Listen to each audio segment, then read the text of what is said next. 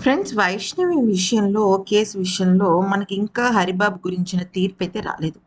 మరి ఎందుకని ఈ తీర్పు జాప్యం అవుతోంది అంటే, ఇక్కడే ఒక సంచలనమైన విషయం బయటపడింది. అది ఏంటి అంటే, వైష్ణవిని చంపిన కేసులో ఇప్పటికే హరిబాబు వాళ్ళ అమ్మని, ఇద్దరు అన్నయ్యల్ని పోలీసులు అరెస్ట్ చేశారు. కానీ హరిబాబుకు సంబంధించిన ఫోన్ కాన్వర్జేషన్స్‌లో, వాళ్ళ టెలిఫోన్ దానిలో, వాళ్ళ అమ్మ ఫోన్ కాల్స్‌లో చాలా అంటే చాలా విషయాలు బయటపడుతున్నాయి. ముఖ్యంగా చెప్పాలి అంటే, ఏం బయటపడిందంటే, ఇంకొక అమ్మాయి ఇన్వాల్వ్‌మెంట్ ఉన్నట్టు అర్థమవుతుంది.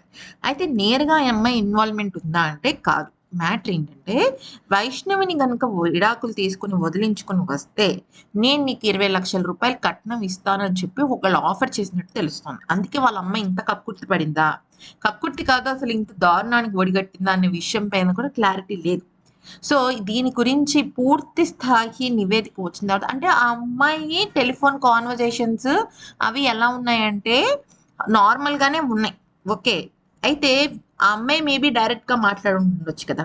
అందుకనే ఆ అమ్మాయిని కూడా ఇన్వెస్టిగేట్ చేస్తారా పోలీసులు అంటే, వాళ్ళకి గనక అనుమానం వస్తే ఖచ్చితంగా చేస్తారు.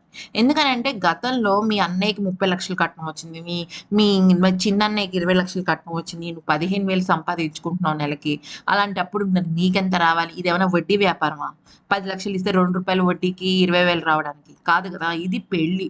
ఇది ఒక ఇద్దరి మధ్యకు ఉన్న సంబంధం. ఒక మంచి లైఫ్ ఫ్యూచర్ భవిష్యత్.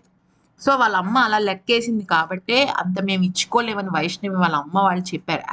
వాళ్ళు ఇచ్చుకోలేమన్నారు గానీ వాళ్ళు 20,00,000 ఇచ్చారు వీడికి. విడతలుగా 5,00,000, 5,00,000, 5,00,000, 5,00,000 అని చెప్పి.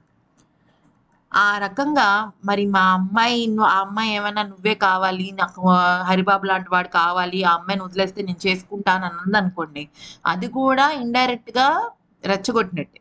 సో, అది విషయం.